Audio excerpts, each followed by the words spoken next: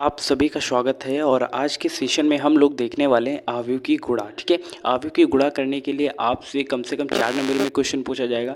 अब ऐसा मैं क्यों बोल रहा हूँ, क्योंकि वहाँ पर जो क्वेश्चन बनने वाला है कुछ इस तरीके से आपसे पूछा जाएगा, ए स्क्वायर माइनस 3a प्लस आई, कुछ इस तरीके के इस पैटर्न पर क्वेश्चन पूछे जाएंगे। और इस तरीके के क्वेश्चन सॉल्व करने के लिए आपको मल्टीप्लाई करना आना चाहिए। और मैट्रिक्स की मल्टीप्लाई करना इतना आसान नहीं होता, थोड़ा एक सही सीक्वेंस भी अगर आपसे गड़बड़ाया तो वो पूरा का पूरा क्वेश्चन और उसका आंसर पूरा गड़बड़ा जाएगा। समझ रहे हो ना। और ऐसी गलती आपसे ना हो तो उसके लिए आपको ये सेशन लास्ट तक देखना है।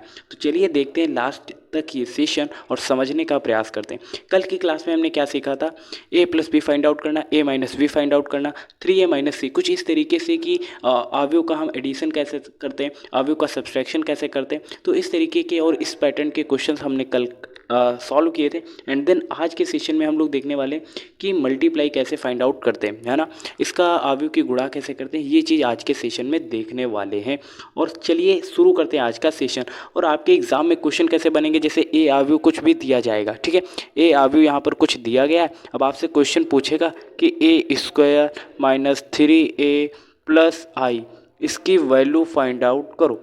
ठीक है, अब ए स्क्वायर के लिए आपको ए क्रॉस ए निकालना होगा, यानी कि मल्टीप्लाई करना होगा वहाँ पर। और 3 है यानी कि 3 से जो ए आव्यूह दिया गया उसके मल्टीप्लाई करना होगा। और आई का मान तो आपको पता ही रहता है, इसका जो ऑर्डर होता है उसी ऑर्डर पर इसका आइडेंटिटी मैट्रिक्स आपको निकालना होता है। ठीक है, तो ये चीज़ें अगर आपको नहीं आ रही होंगी, मल्टीप्लाई करना ही नहीं आ रहा होगा, तो ये 4 नंबर में जो क्वेश्चन आएगा आप उससे भी सॉल्व नहीं कर पाएंगे। और ऐसे क्वेश्चन सॉल्व करने के लिए आपको ये पैटर्न आपको समझना होगा। तो चलिए करते हैं आज का ये पहला क्वेश्चन, ए बी कैसे फाइंड आउट करते हैं। देखो ए आव्यूह ये दिया गया, बी आव्यूह ये दिया गया। अब इनके एलिमेंट्स की मल्टीप्लाई कैसे करते हैं, जैसे एडिशन करना होता था तो ये हम पहला एलिमेंट्स देखते थे और इसका पहला एलिमेंट्स देखते थे, तो ये 2 और 1 ऐड करेंगे 3 हो जाता था, 4 और 3 को ऐड करेंगे 7 हो जाएगा, सेकेंड एलिमेंट। लेकिन मल्टीप्लाई कैसे करेंगे ये थोड़ा सा मेजर डाउट बन रहा होगा आपका। तो चलिए आपके इस डाउट को क्लियर करते हैं और आज के सेशन में बेहतरीन कॉन्सेप्ट के साथ हम सीखने वाले हैं कि ए बी कैसे फाइंड आउट करेंगे। सबसे पहले जब भी आपको इस तरीके का क्वेश्चन दिया जाता है उसे सॉल्व करने के लिए थोड़ा सा आपको दिमाग खर्च करने की ज़रूरत है। अब ए बी फाइंड आउट कर रहे हैं तो ए बी के लिए पहले हम ऐसे हॉरिजेंटल देखेंगे और इसमें वर्टिकल देखेंगे। इस तरीके से मल्टीप्लाई करनी, यानी कि पहला एलिमेंट और ये पहला एलिमेंट 2 और 1 की मल्टीप्लाई करोगे तो 2 1 जा 2, इतना क्लियर है। अब 4 की मल्टीप्लाई करोगे -2 के साथ, 4 2 जा माइनस का 8 प्लस यहाँ पे लगता है 2 के तुरंत बाद यहाँ पे हम प्लस लगाएंगे, बट वहाँ पर हम जो मल्टीप्लाई करेंगे तो वहाँ पर क्या आ जाएगा -8, तो यहाँ पर हम -8 लिख देंगे। इतनी बात क्लियर है। अब 2 और किसकी मल्टीप्लाई करेंगे, 3 की, 2 और 3 की मल्टीप्लाई करोगे तो कितना आएगा 2 3 जा 6, और 4 की 5 के साथ मल्टीप्लाई करोगे तो 4 5 जा 20। यहाँ तक कहानी क्लियर है कि नहीं, यहाँ तक कहानी क्लियर है कि नहीं क्लियर है, चलिए बताते भी रहिए। देखो यहाँ पर वर्टिकल, यहाँ पर हॉरिजेंटल देखना है और यहाँ पर वर्टिकल देखना है। पहले देखो इसका इसका, फिर इसी के साथ इसका, इतना क्लियर है। ऐसे मल्टीप्लाई करना है और हर जगह पर प्लस का चिन्ह लगाना है। यहाँ पर कितना आया था 20 आया था। अब करना क्या है, अब 3 और इसके साथ ऐसे सबके साथ मल्टीप्लाई करना है। 3 1 जा, पहले 1 के साथ 3 1 जा तो 3 होगा, और उसके बाद 2 की मल्टीप्लाई -2 के साथ, तो 2 2 जा माइनस का कितना आएगा 4 आएगा, यही आएगा ना। देखो इसमें ऐसे चल रहे और इसमें ऐसे चल रहे, तो 3 1 जा 3 हो गया और 2 2 जा माइनस का 4 हो जाएगा। अब 3 3 की मल्टीप्लाई 3 3 जा 9, और 2 और 5 की मल्टीप्लाई करोगे तो 5 जा 10, इतना क्लियर है। अब इसको सॉल्व कर लेते हैं। 2 और -8 कितना आएगा -6, और 6 में 20 ऐड करोगे तो कितना हो जाएगा 26, और उसके बाद 3 में से 4 घटाओगे तो -1, एंड 9 में 10 ऐड करोगे तो कितना आएगा 19। क्या यही आपका आंसर आ रहा है, आप चेक कर सकते हो, एक बार चेक करके बताओ आ रहा है ना। डेफिनेटली आपका आंसर आ रहा होगा, और इस पैटर्न पर ही आपको सॉल्व करना है। अब बी ए आपको फाइंड आउट करना है तो इन दोनों का सीक्वेंस चेंज करना है। पहले बी आव्यूह लिखना है और उसके बाद ए आव्यूह लिखना है। अब फिर उन दोनों की मल्टीप्लाई करना है और दोनों का आंसर चेक करना है। इक्वल नहीं आ रहा होगा, ठीक है, इक्वल नहीं आ रहा होगा। तो इस तरीके से आपने ए भी फाइंड आउट करना सीख लिया है। अब हम देखते हैं कि ए स्क्वायर कैसे फाइंड आउट करेंगे। अब ये भी तो आपके उन्हें डाउट आ रहा होगा, हालांकि पैटर्न यही रहता है। मल्टीप्लाई करने का तरीका अगर आप सीख गए तो ए स्क्वायर भी फाइंड आउट कर लेंगे, ए क्यूब भी फाइंड आउट कर लेंगे। करना क्या है, जैसे ए मैट्रिक्स कुछ भी दिया गया, मल्टीप्लाई तो उसी के साथ करनी है, बस इतना ही तो करना है। चलिए करके देखते हैं। यहाँ पर ये क्वेश्चन दिया गया ए, और इसका फाइंड आउट क्या करना है, ए स्क्वायर, ओके, यानी कि ए ये दिया गया और इसके साथ मल्टीप्लाई में ए स्क्वायर यानी कि इसी के साथ मल्टीप्लाई करनी है, यानी कि खुद की मल्टीप्लाई किसके साथ होगी, खुद के ही साथ होगी। इसी चीज़ को हम लिख लेते हैं, यहाँ पर क्या हो जाएगा कॉस थीटा और फिर हो जाएगा साइन थीटा, और ये माइनस का साइन थीटा और ये प्लस का कॉस थीटा। आप देख पा रहे हैं ये 2011 में भी क्वेश्चन पूछा गया है और मोस्ट इंपॉर्टेंट है, काफ़ी बार रिपीट हुआ है। इसको सॉल्व करते हैं। अब देखो ए स्क्वायर फाइंड आउट करने के लिए आप हॉरिजेंटल चलिए और उसमें वर्टिकल चलिए। कॉस थीटा की कॉस थीटा के साथ मल्टीप्लाई करोगे तो क्या आ जाएगा कॉस स्क्वायर थीटा, ठीक है। उसके बाद ये साइन थीटा की मल्टीप्लाई माइनस के साइन स्क्वायर साइन थीटा के साथ करोगे तो माइनस का क्या आ जाएगा साइन स्क्वायर थीटा, ठीक है। अच्छा जी, अब दूसरा एलिमेंट देखते हैं। अब करना क्या है, इसकी मल्टीप्लाई इस साइन थीटा के साथ करोगे तो कॉस थीटा और साइन थीटा क्या हो जाएगा कॉस थीटा और साइन थीटा हो जाएगा साइन थीटा इंटू में कॉस थीटा, ठीक है। छोटा छोटा लिख रहे हैं ताकि आपको समझ में आ जाएगा। और अब क्या करना है, इस कॉस थीटा की मल्टीप्लाई देखो साइन थीटा के साथ हो गया ना, अब करना है साइन थीटा और कॉस थीटा की मल्टीप्लाई, तो वो भी आ जाएगा प्लस में sign theta into cos theta, okay. अब ब्रैकेट ये बंद कर लेते हैं। उसके बाद साइन थीटा की इस साइन थीटा की मल्टीप्लाई कॉस थीटा के साथ करोगे तो क्या आ जाएगा माइनस का sine theta into cos theta, minus का sine theta into cos theta, और इसकी मल्टीप्लाई इसके साथ करोगे तो आ जाएगा माइनस का sine theta into cos theta, same ही आएगा। और अब क्या करना है,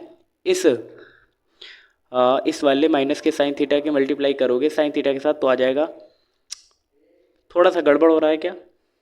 और अब क्या करना है, ये माइनस साइन थीटा की मल्टीप्लाई प्लस के साइन थीटा के साथ करोगे तो माइनस का साइन स्क्वायर थीटा आएगा, एंड देन प्लस वाले कॉस थीटा की मल्टीप्लाई प्लस कॉस थीटा के साथ करोगे तो आएगा cos square theta.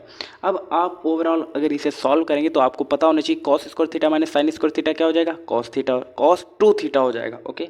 Cos two theta होता है, और sine theta plus sine theta into cos theta plus sine theta into cos theta, तो ये क्या हो जाएगा two sine theta into cos theta.